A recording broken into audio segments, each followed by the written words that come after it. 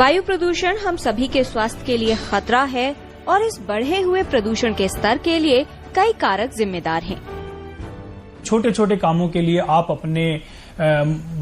Motorised vehicle को use करना शुरू कर देते हैं, चाहे जरूरत हो या ना हो, लेकिन एक आपके बिहेवियर में ये आ गया है कि भाई पास में ही है बट आपको बाइक यूज करना है, मोटर बाइक यूज करना है, तो उन चीजों को अवॉइड कर सकते हैं। कोई भी इस तरह के अप्लायंसेज जो आप यूज नहीं करते तो उसको आप बंद कर सकते हैं। दूसरा, आप देखेंगे कि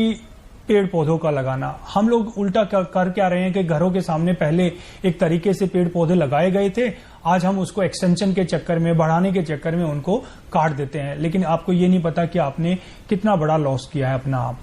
दूसरा, जब हम बात करते हैं कि जो आपका कूड़ा करकट जितना भी आपके पास होता है, चाहे वो घर से निकलता है या बाहर से निकलता है, आपके पास एक इजी तरीका है, आप उसको जला के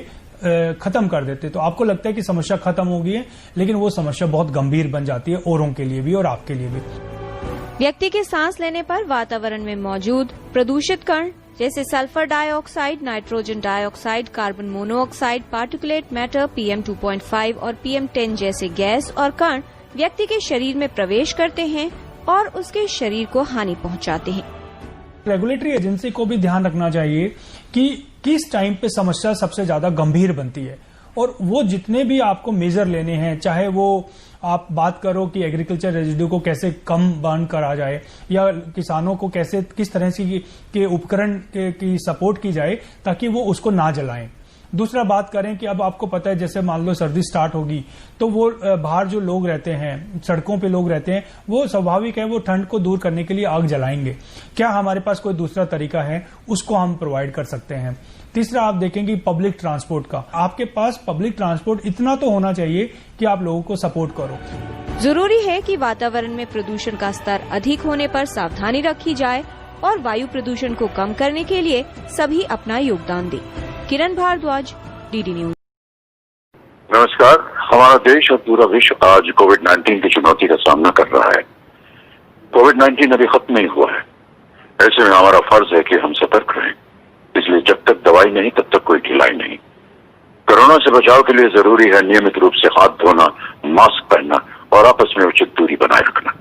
याद रखिए, 2 गज दूरी, मास्क है जरूरी। खांसी, बुखार या सांस लेने में कठिनाई होने पर हेल्पलाइन नंबर 1075 पर संपर्क करें।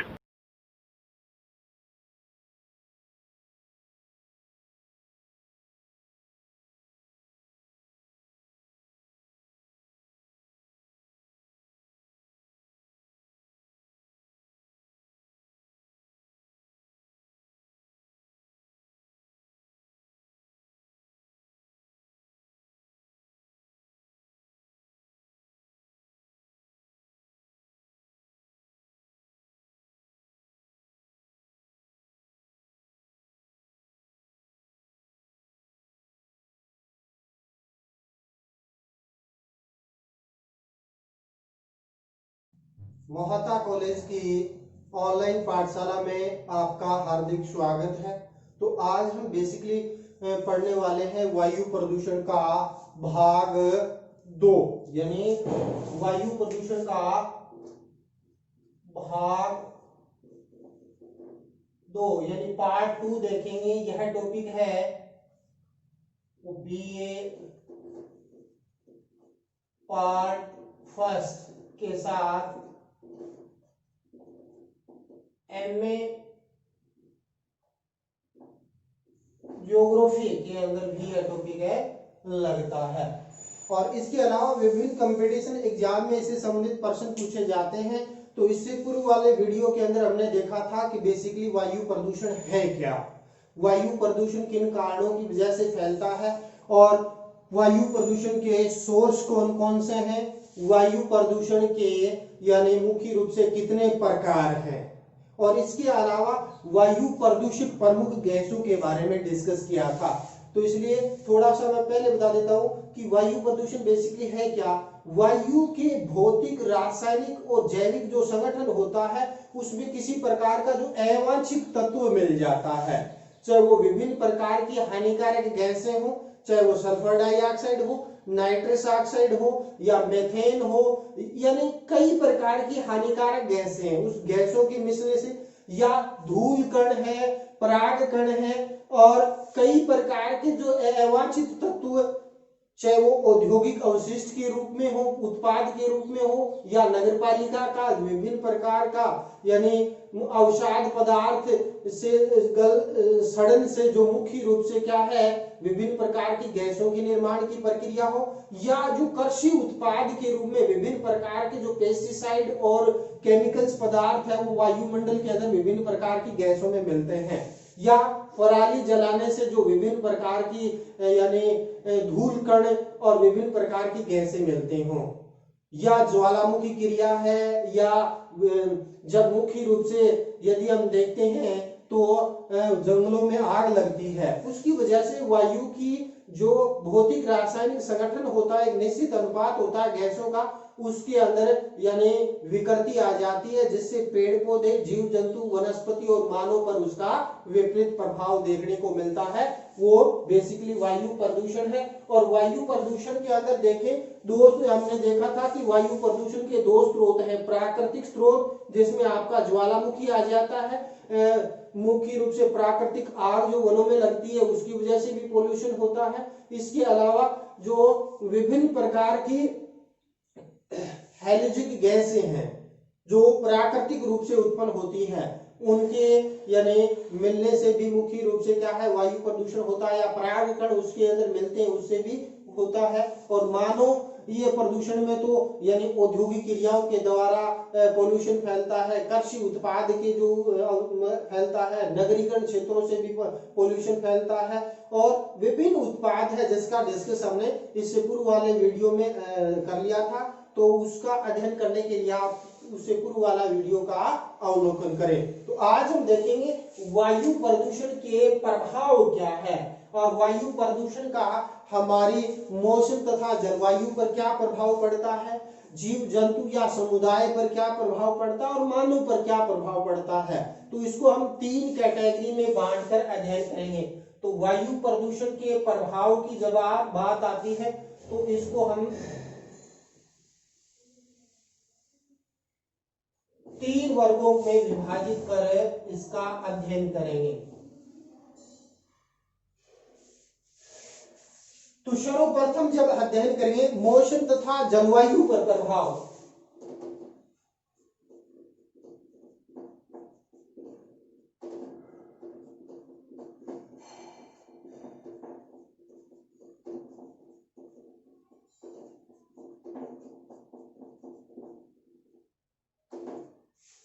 देखिए वर्तमान परिदृश्य के अंदर देखें तो चाहे वो ग्लोबल वार्मिंग हो या जो धूमर कोहरा हो, जो स्मोग फैल रहा है वायुमंडल में, या सल्फर स्मोग फैल रहा है, या जो अब विभिन्न प्रकार की हानिकारक गैसें सल्फर डाइऑक्साइड है, नाइट्रस ऑक्साइड है, उसके फैलने से जो अम्लीय वर्षा को आमंत्रित मुख्य रूप से क्या है करता है, और इसके बारे में कई कंपटीशन एग्जामों में प्रश्न पूछा भी जाता है। तो मौसम तथा जलवायु के प्रभाव के अंदर देखें तो वर्तमान में उपभोक्तावादी जो संस्कृति है जिसमें हम क्या है यानी एसी का प्रयोग करते हैं, एयर कंडीशन का उपयोग हम करते हैं, इसके अलावा रेफ्रिजरेटर या फ्रिज का जो हम प्रयोग कर रहे हैं, इसका अलावा यानी विभिन्न प्रकार के जो फोम के प्लास्टिक हैं,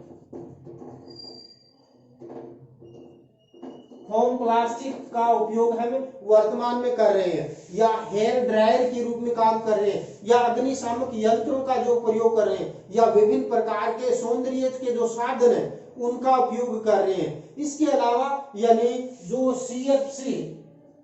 CFC क्लोरोफ्लोरोकार्बन जो गैस है, या जो विभिन्न प्रकार के वायुमंडल में सुपरसोनिक जेट विमानों से निकलने वाली जो नाइट्रस ऑक्साइड है, यानी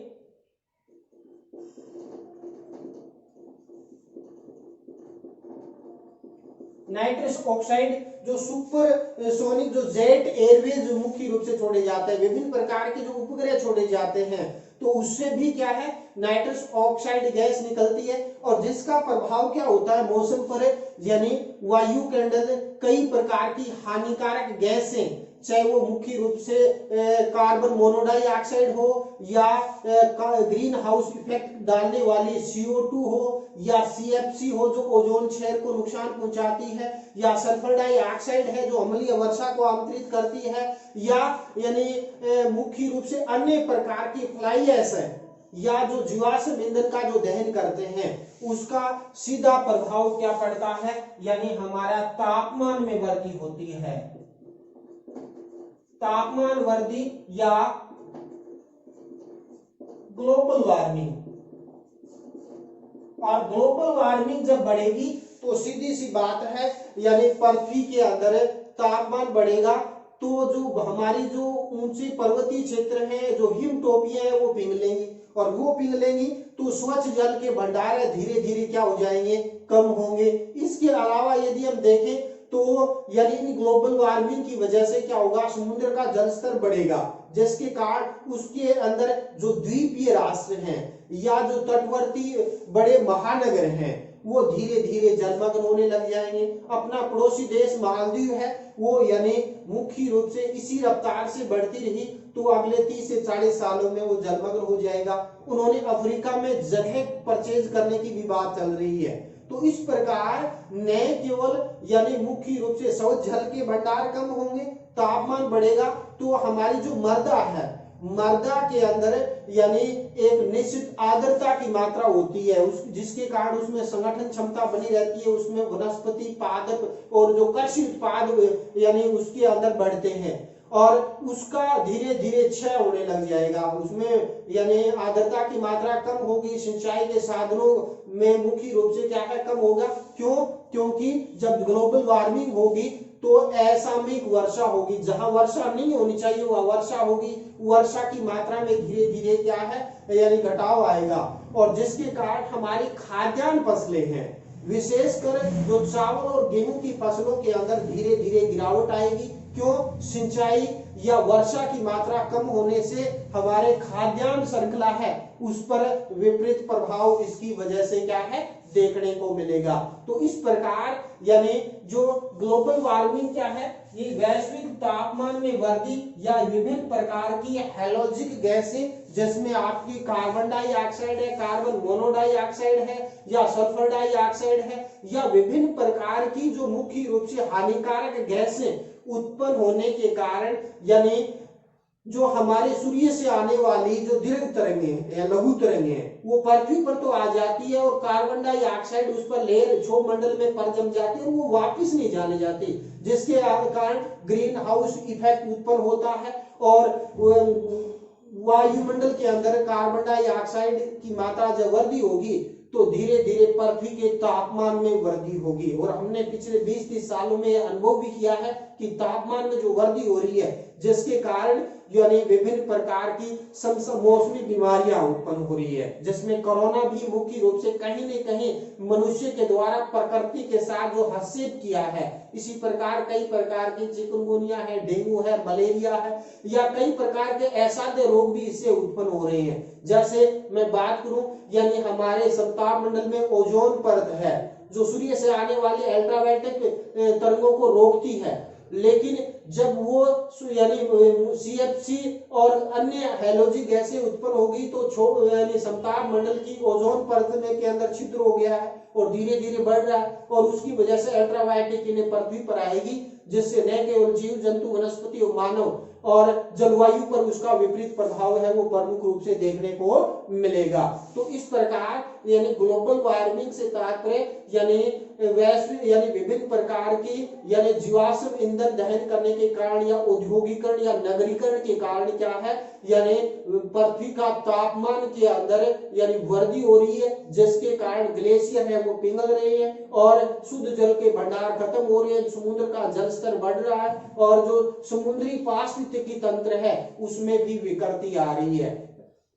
तो इस प्रकार यानी कई मौसमी आपदाओं, मुख्य रूप से चक्रवात है, सुनामी है, या मुख्य रूप से विभिन्न प्रकार के यानी हम देखते हैं असामयिक वर्षा है, या वर्षा के प्रारूप में जो परिवर्तन आ रहा है, गर्मी और शीतकाल के अंदर यानी मुख्य रूप से परिवर्तन देखने को मिल रहा है, और उसका प्रभाव यानी हमारे मौसम और जलवायु पर प्रमुख रूप से देखने को मिलता है। तो एक पिछले कुछ वर्षों में हमने देखा है मौसम व जलवायु के प्रभाव के कारण धूम्र कोहरा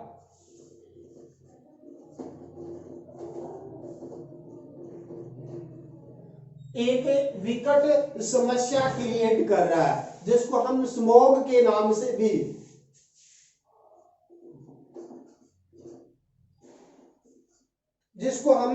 स्मॉग के नाम से भी जानते हैं। और यह क्रिया सर्वप्रथम लॉस एंजिल में देखी गई थी।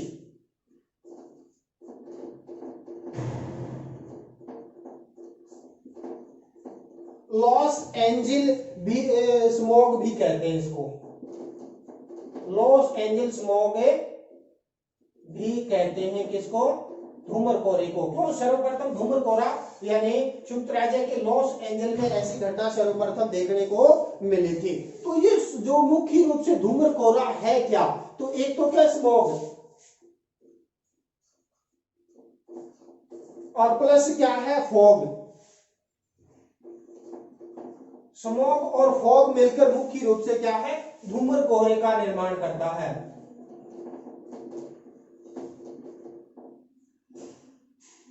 तो स्मॉग प्लस फॉग मिलकर धूम्र कोहरे का निर्माण होता है। और इसमें क्या होता है, जो धूम्र कोहरे के अंदर बेसिकली क्या होता है, शीतकाल में जो धुंध आती है,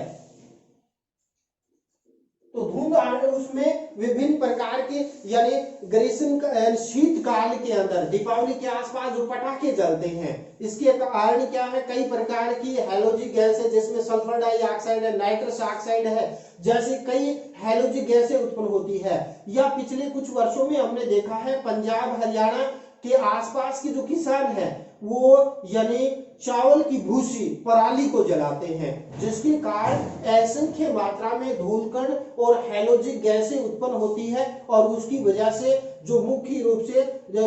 कोहरे के साथ और मुख्य रूप से जो धुआं होता है, विभिन्न प्रकार की गैसें हैं, वो मिलकर यानी धूम्र कोहरे का निर्माण होता है, जिससे न केवल मुख्य रूप से क्या है, दृश्यता खत्म हो जाती है, बल्कि आंखों में जलन होना प्रारंभ हो जाती है, फेफड़ों के अंदर जलन होना प्रारंभ हो जाती है, और जो मुख्य रूप से दृश्यता है वो बिल्कुल ही यानी समाप्त हो जाती है, जिसके कारण यानी मुख्य रूप से परिवहन तंत्र बिल्कुल ही डिस्टर्ब हो जाता। न केवल यानी सड़क परिवहन, बिल्कुल वायु परिवहन भी मुख्य रूप से क्या है, क्रैश कर जाता है, जिसके कारण कई प्रकार की यानी दुर्घटनाएं भी देखने को मिलती है। और पिछले कुछ वर्षों में सुप्रीम कोर्ट ने भी मुख्य रूप से यानी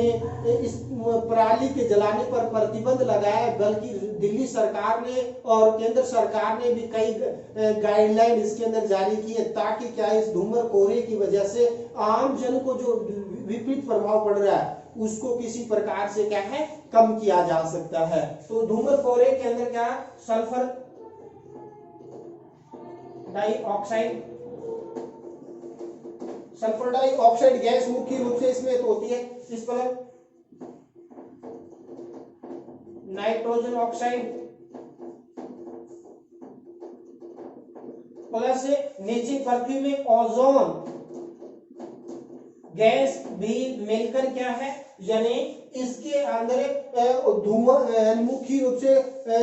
ओस के साथ मिलकर ये गैसें यानी मिश्रण हो जाता है, जिसके कारण यानी आंखों में जलन होना, फेफड़ों में जलन होना और दृश्यता समाप्त हो जाती है। श्वसन से संबंधित कई रोगों पर ये मुख्य रूप से क्या है, इफेक्ट है वो डालती है। तो धूम्र कोहरे के अंदर कई प्रकार की हैलोजिक गैसें हैं, वो मुख्य रूप से हानिकारक। इसके अलावा अन्य गैसें भी है,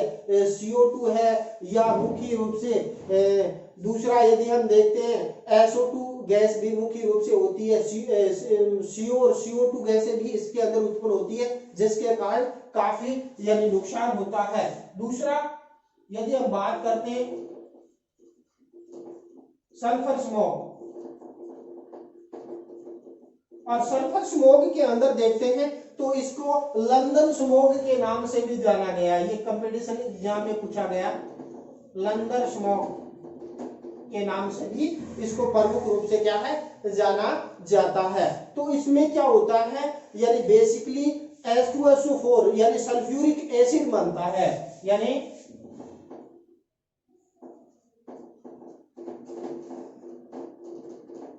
सल्फ्यूरिक एसिड का निर्माण प्रमुख रूप से क्या है होता है, और उसकी वजह से क्या होता है, यानी सल्फर का एक स्मोक बन जाता है जलवाष्प के साथ मिलकर, और इसी वजह से क्या होता है, यानी 1825 में लंदन में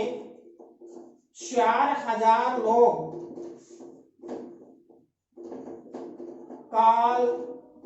कलवित हो गए थे। तो 4000 लोग मुख्य रूप से क्या है, यानी इस सल्फर स्मोक की वजह से यानी प्रमुख रूप से क्या है मारे गए थे। इसके अलावा यानी हमारे मौसम पर प्रभाव का तीसरा इफेक्ट देखना चाहे तो अम्लीय वर्षा।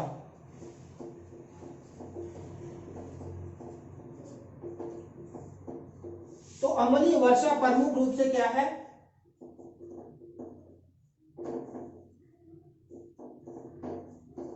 Sulphur dioxide plus nitrous oxide मिलकर यानी क्या होता है अम्लीय वर्षा में, यानी विशेष रूप से यानी सल्फर डाइऑक्साइड यानी SO2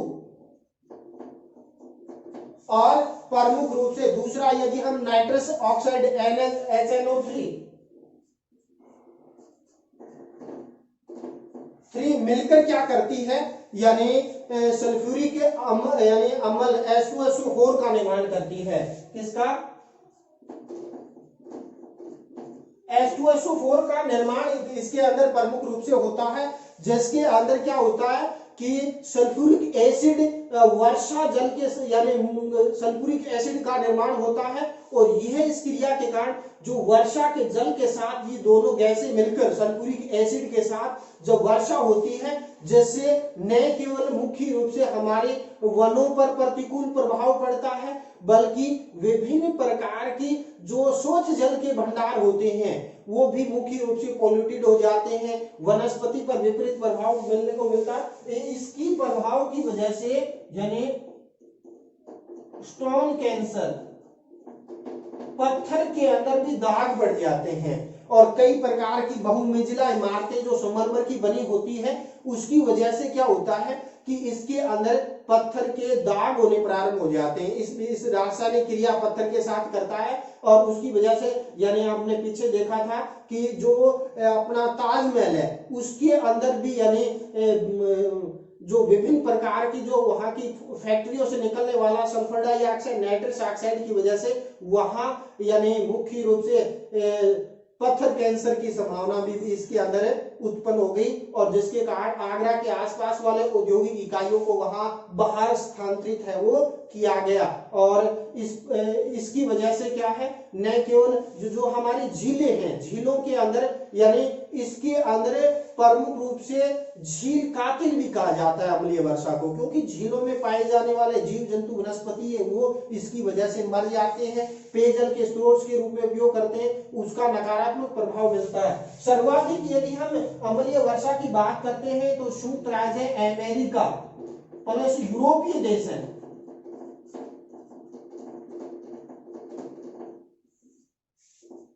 में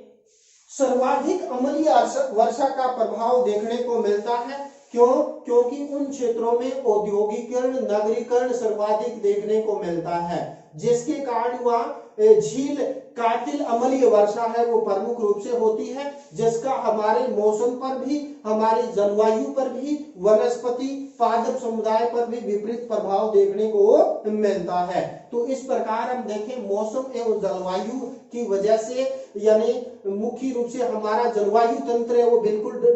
डिस्टर्ब हो गया, हमारा पारिस्थितिकी तंत्र भी धीरे धीरे क्या है, मौसम के अंदर असामयिक जो परिवर्तन हो रही है, असामयिक वर्षा हो रही है, चक्रवात आ रही है, सुनामी आ रही है और कई प्रकार के जो संक्रामक और वायरस जनित बीमारियां उत्पन्न हो रही है, उसकी वजह से क्या है, यानी न केवल वन्य पारिस्थितिकी तंत्र बल्कि मनुष्य एवं जो हमारा जलीय पारिस्थितिकी तंत्र है वो उसकी वजह से डिस्टर्ब हो रहा है। तो हमारी जो विभिन्न प्रकार की मछलियां हैं, जो प्लेंक्टन है, उसकी प्रजनन क्षमता में गिरावट आ रही है, धीरे धीरे वो नष्ट हो रहे। तो ये कई प्रकार की असामयिक घटना देखने को मिलती है। और इसके अंदर यदि हम बात करते हैं तो ये यानी मुख्य रूप से मौसम और जलवायु प्रभाव क्यों पड़ रहा है, क्योंकि आज भी हम 60% विद्युत यानी जीवाश्म ईंधन कोयले से उत्पादन कर रहे हैं और आज भी हम पेट्रोल, डीजल और मिट्टी के तेल पर आश्रित हैं। हम गैर परंपरागत ऊर्जा के संसाधनों का इतना विकास नहीं कर पाए ताकि उन पर दबाव कम हो और स्वच्छ प्रदूषण मुक्त ऊर्जा का सोर्स हमें मिले। हालांकि इसकी तरफ यानी बहुत से सकारात्मक कार्य किए गए हैं और ज्यादा हमें रिसर्च करने की आवश्यकता इसके अंदर है। मैं एक छोटा सा उदाहरण दूं, कई प्रकार की औद्योगिक घटनाएं भी हो जाती है, जैसे मैं कहूं भोपाल गैस त्रासदी।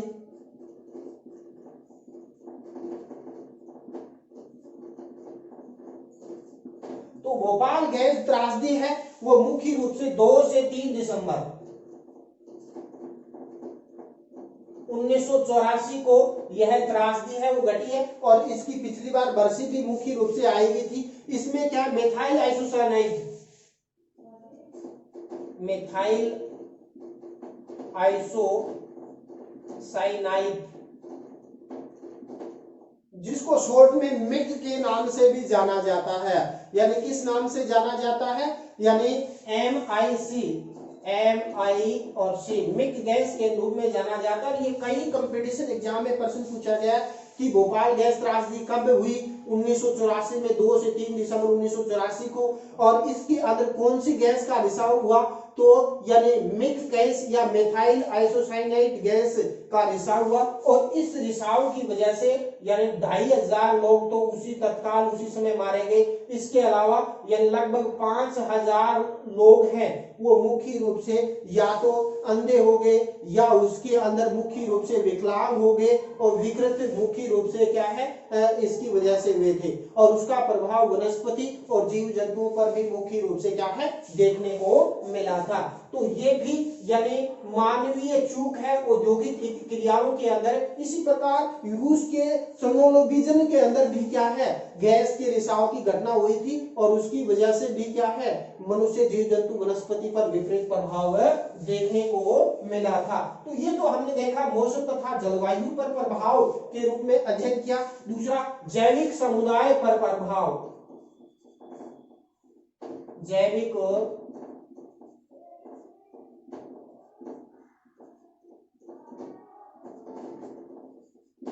तो जैविक समुदायों पर प्रभाव की जब बात करते हैं तो सबसे ज्यादा क्योंकि हमने औद्योगिकरण किया, नगरीकरण किया, जीवाश्म ईंधनों के दहन की वजह से यानी हमारी जो ओजोन परत है यानी ओजोन अलपता,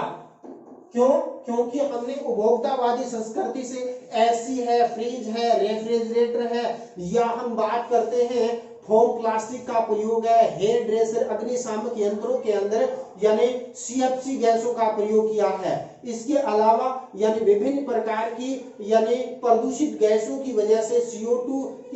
या CO गैस है या SO2 की वजह से वायुमंडल के तापमान में वृद्धि हुई है और तापमान में वृद्धि की वजह से क्या होता है यानी हमारी ओजोन परत के अंदर क्या हो गया है एक छिद्र हो गया है और ओजोन में छिद्र होगा तो उसका सीधा प्रभाव क्या हो गया सूर्य से आने वाली अल्ट्रावॉल्टिक किरणें, अल्ट्रावॉल्टिक किरणें सूर्य की अल्ट्रावायलेट किरणें सूर्य की पृथ्वी पर आएगी और जिसकी वजह से क्या होगा यानी पृथ्वी के तापमान में वृद्धि होगी। क्या होगी? तापमान में वृद्धि होगी और उसका प्रभाव वनस्पति पर भी, जैविक समुदाय पर भी विशेष रूप से क्या है देखने को मिलेगा। और उस वनस्पति क्योंकि तापमान बढ़ेगा तो मुख्य रूप से जलवायु परिवर्तन होगा और जिससे हमारे मौसम तंत्र में परिवर्तन होगा और हमारी जो तापमान में वृद्धि की वजह से जो असामयिक वर्षा होगी या अम्लीय वर्षा होगी, उससे क्या होगा, सागरीय पारिस्थितिकी तंत्र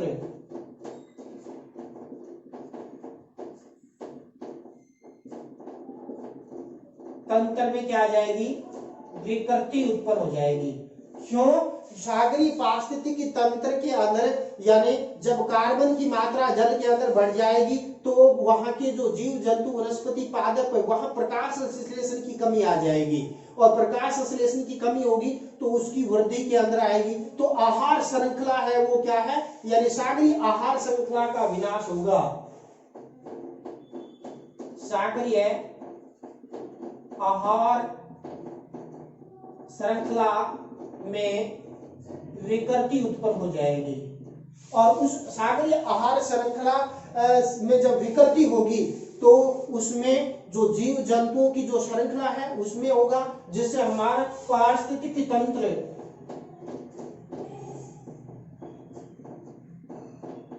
क्या हो जाएगा,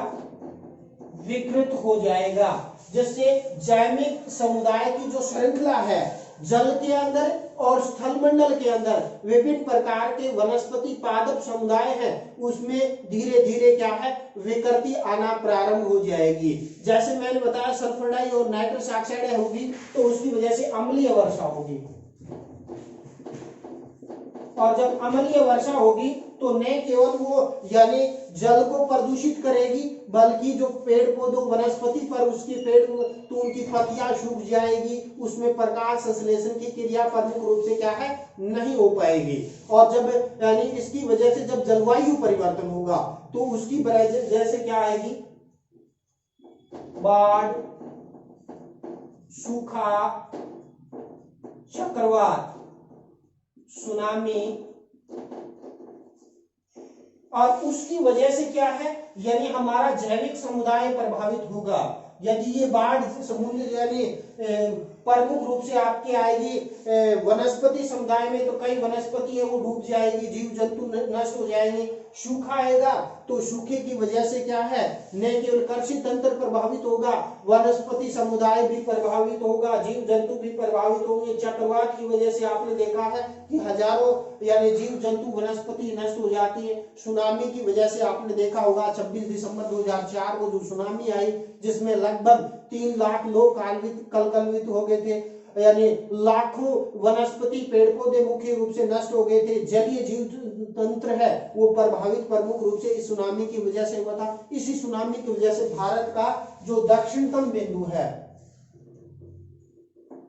वो मुख्य रूप से यानी जलमग्न हो गया है। तो इस प्रकार कहने का तात्पर्य है जैविक समुदाय भी प्रमुख रूप से वायु प्रदूषण से जनित प्रकोपों से प्रभावित होगा और इसी की वजह से जो ओजोन के अंदर जो विरलता आएगी उसमें क्या होगा, बेसिकली तापमान में वृद्धि होगी और वायु प्रदूषण से क्या है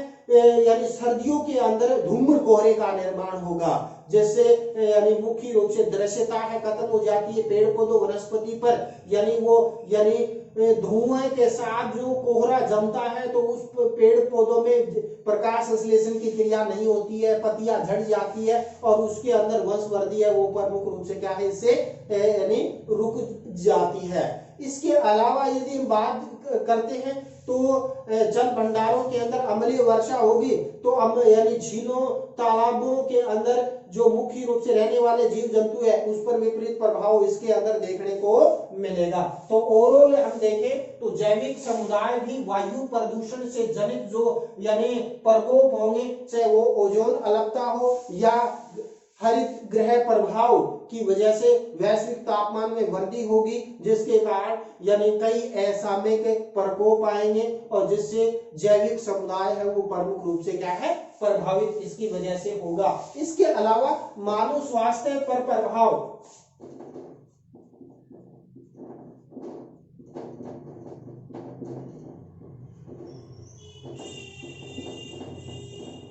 तो मानव स्वास्थ्य पर प्रभाव, हालांकि इससे पूर्व हमने कल इसके बारे में अध्ययन कर लिया था कि यानी मानव स्वास्थ्य पर जो मुख्य रूप से विभिन्न प्रकार के वायु प्रदूषण होता है उससे क्या प्रभाव पड़ता है, लेकिन एक बार मोटा मोटा पुण्य दोबारा डिस्कस इसके अंदर कर देते हैं। देखिए, मानव स्वास्थ्य पर विभिन्न प्रकार की जो यानी औद्योगिकरण, नगरीकरण या विभिन्न प्रकार के नगरपालिका का जो अवशिष्ट पदार्थ है उससे कई प्रकार की हानिकारक गैसें उत्पन्न होती है। जैसे मैं बात करता हूँ CO, कार्बन मोनोडाइऑक्साइड गैस है, और ये कार्बन मोनोडाइऑक्साइड है विभिन्न प्रकार के जीवाश्म ईंधनों के दहन के कारण या यानी विभिन्न प्रकार के जो व्हीकलों से निकलने वाली जो गैसें हैं जिसके कारण हमारे शरीर में जब ये कार्बन मोनोडाइऑक्साइड प्रवेश करेगी तो हीमोग्लोबिन की कमी हो जाएगी, सांस लेने के अंदर हमारे यानी प्रमुख रूप से दिक्कत हो जाएगी, श्वसन तंत्र पर विकृत प्रभाव डालती है कार्बन मोनोडाइऑक्साइड। इसके अलावा हम बात करते हैं CO2, कार्बन डाइऑक्साइड गैस। तो कार्बन डाइऑक्साइड गैस है वो मुख्य रूप से क्या है, ग्रीन हाउस इफेक्ट के लिए जिम्मेवार होती है। इसके अलावा ये ग्लोबल वार्मिंग, वैश्विक जो तापमान में वृद्धि हो रही है उसका यानी CO2 से सीधा संबंध है, और उसका सीधा तापमान बढ़ेगा तो सीधी सी बात है यानी मनुष्य के पर भी उसका विपरीत प्रभाव पड़ेगा। कृषि तंत्र है वो मुख्य रूप से डिस्टर्ब हो जाएगा और कहीं न कहीं उसका नकारात्मक प्रभाव देखने को मिलेगा। इसके अलावा CFC, क्लोरोफ्लोरोकार्बन, जो क्लोरोफ्लोरोकार्बन है वो क्या करती है यानी हमारे जो संताप मंडल में पाए जाने वाले जो ओजोन परत है, और ओजोन परत के अंदर क्या कर देगी, छिद्र कर देगी। और क्यों? क्योंकि वर्तमान में एयर कंडीशन का प्रयोग हो रहा है, रेफ्रिजरेटर का प्रयोग हो रहा है, फोम प्लास्टिक का प्रयोग हो रहा है, हेयर ड्रायर या अग्निशामक के द्वारा जो विभिन्न प्रकार की क्लोरोफ्लोरोकार्बन या अन्य हानिकारक गैसें निकलती है वो ओजोन परत में छिद्र हो रहा है, और जिससे क्या हो रहा है यानी वहां से सूर्य से आने वाली अल्ट्रावायलेट किरणें पृथ्वी पर पहुंचेगी, जिसके कारण जो यानी सफेद दाग हो रहे हैं चमड़ी पर, जिसको यानी उसकी वजह से चर्म कैंसर की संभावनाएं बढ़ रही है। और यूरोपीय और अमेरिकी देशों में ये सर्वाधिक घटनाएं देखने को मिलती है। तो उसकी वजह से न केवल हमारा जलवायु तंत्र प्रभावित होगा, जीव जंतु और मानव पर सर्वाधिक प्रभाव देखने को इससे मिलता है। इसके अलावा हम बात करते हैं SO2 यानी सल्फर डाइऑक्साइड, और ये जो सल्फर डाई, इसके अलावा दूसरी गैस की यदि हम बात करते हैं नाइट्रस ऑक्साइड, ये जो सल्फर डाइऑक्साइड है वो अम्लीय वर्षा के लिए मुख्य रूप से जिम्मेवार होती है। और ये अम्लीय वर्षा जब मुख्य रूप से यानी स्वच्छ जल के स्रोतों में जाएगी तो उसकी वजह से वहां सल्फ्यूरिक एसिड बनाएगी। वो सल्फ्यूरिक एसिड है, मनुष्य सेवन करेगा तो मनुष्य पर उसके शरीर का नकारात्मक प्रभाव पड़ेगा, वनस्पति पर भी इसका प्रभाव देखने को मिलता है। तो अम्लीय वर्षा सल्फर डाइऑक्साइड और नाइट्रस ऑक्साइड की वजह से देखने को मिलता है। इसके अलावा लेड, जिसको PB के रूप में जानते हैं, तो लेड क्या होता है, जिंक, इसमें कारखानों के ईंधन दहन से या ऑटोमोबाइल उद्योग होता है उसमें से निकलने वाला जो लेड होता है, जो विभिन्न धूल कणों के रूप में विभिन्न प्रकार के सिलिका, एल्युमिनियम, कैल्शियम के सिलिकेट के रूप में वायुमंडल में जाता है, और उसी लेड से क्या है के प्रभाव से धातु शरीर के अंदर क्या तंत्रिका तंत्र है हमारा डिस्टर्ब होता है, पाचन तंत्र पूरी तरह से विकृत हो जाता है इस लेड के प्रभाव से। इसके अलावा फ्लाई ऐश,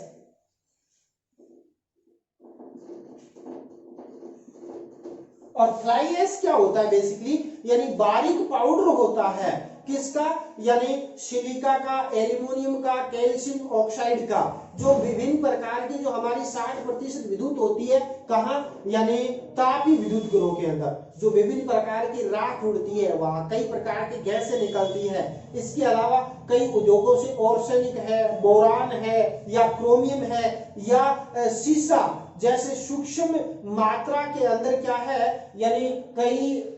सूक्ष्म कण है वो वायुमंडल के अंदर वायु में मिल जाते हैं, और उसका प्रभाव भी हमारे यानी शरीर पर प्रमुख रूप से देखने को मिलता है। तो इस प्रकार मानव पर भी इसका विपरीत प्रभाव देखने को मिलता है। धूम्र कोहरे की वजह से भी क्या होता है, स्मोक की वजह से, यानी मैंने इससे पहले डिस्कस कर लिया, आंखों में जलन है, फेफड़ों के अंदर जलन है, या इससे दृश्यता खत्म हो जाती है, कई श्वसन तंत्र के जो हमारे अंग उसको भी प्रमुख रूप से क्या है प्रभावित इसकी वजह से करता है। तो ये वायु प्रदूषण का जो प्रभाव है इसको रोकने की क्या उपाय है, तो सर्वप्रथम तो है कि यानी जन चेतना जागृत करनी होगी। जो वायु प्रदूषण के जो प्रमुख घटक हैं जिसमें सबसे ज्यादा है यानी जीवाश्म ईंधन, तो जीवाश्म ईंधन के विकल्प गैर परंपरागत ऊर्जा के सोर्स जैसे सूर्य ऊर्जा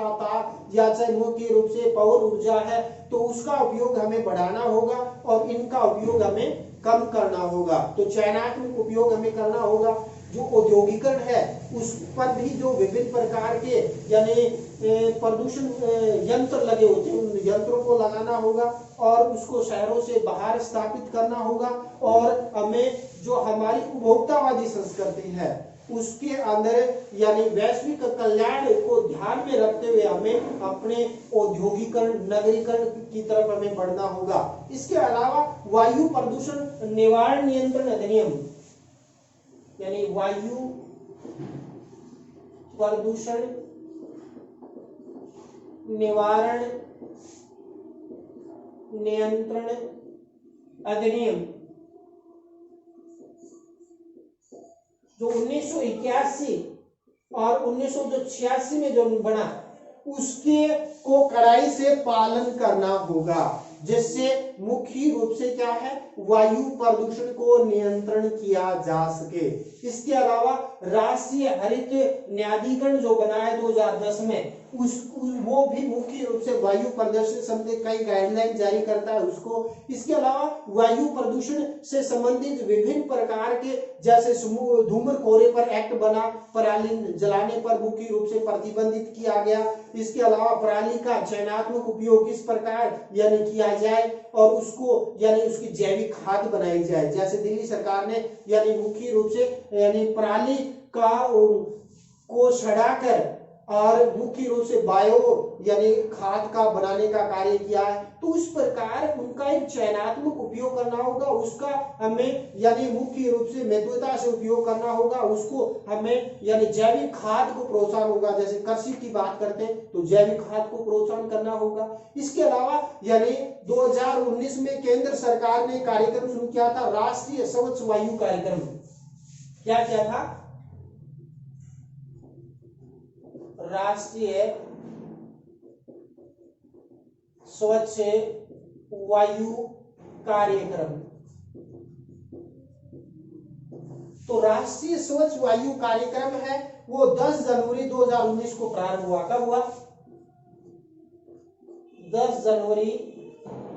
2019 को यानी राष्ट्रीय स्वच्छ वायु कार्यक्रम है वो प्रारंभ हुआ। और स्वच्छ वायु कार्यक्रम का मुख्य उद्देश्य था वायु प्रदूषण को रोकना।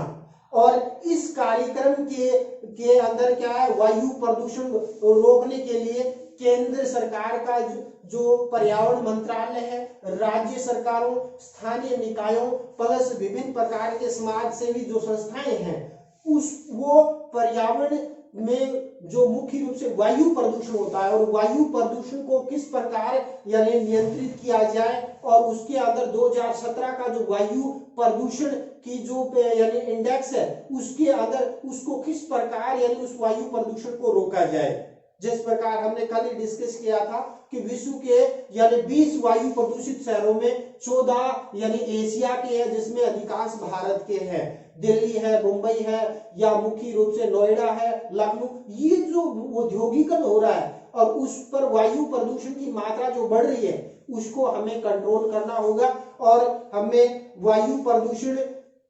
के प्रति एक जन चेतना जागृत करनी होगी, एक अवेयरनेस प्रोग्राम करना होगा और स्कूली स्तर पर, कॉलेज स्तर पर वायु प्रदूषण के वर्तमान के अंदर जो 20-30 सालों के अंदर यानी वायु प्रदूषण की जो रफ्तार बढ़ी है जिससे मानव, जीव जंतु, वनस्पति पर जो विपरीत प्रभाव पड़ा है उसके प्रति हमें यानी अवेयर रहना होगा। उसके यानी जो हमारे जीवाश्म ईंधन है उसके वैकल्पिक के तौर पर जो यानी ऊर्जा के संसाधन है उनको हमें खोजना होगा और कई प्रकार की जो हैलेज गैसें हैं या वर्तमान में जो air condition, fridge, AC, foam plastic है उसका विकल्प हमें ढूंढना होगा जिससे ओजोन अलपता की समस्या के अंदर कमी आए। इसके अलावा यानी विश्व स्तर पर जो सम्मेलन होते हैं, पेरिस जलवायु सम्मेलन जिसमें भारत ने कहा कि भारत गैर परंपरागत ऊर्जा के जो स्वच्छ ऊर्जा के स्रोत है उससे यानी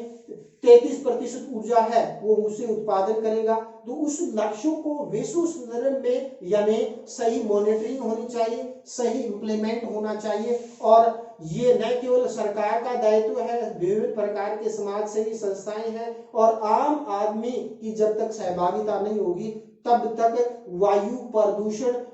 हो, चाहे जल प्रदूषण हो या मृदा प्रदूषण को हमें रोक नहीं सकते। यानी एक होता है यानी मुख्य रूप से मूल अधिकार, दूसरा कर्तव्य, दोनों एक दूसरे के यानी पूरक हैं। यानी किसी का मूल अधिकार होता है तो यानी किसी का कर्तव्य भी वो जाके बनता है। तो हमारे मूल अधिकार और कर्तव्यों के प्रति हमें जागरूक होना होगा और यानी मुख्य रूप से हमें एक सामाजिक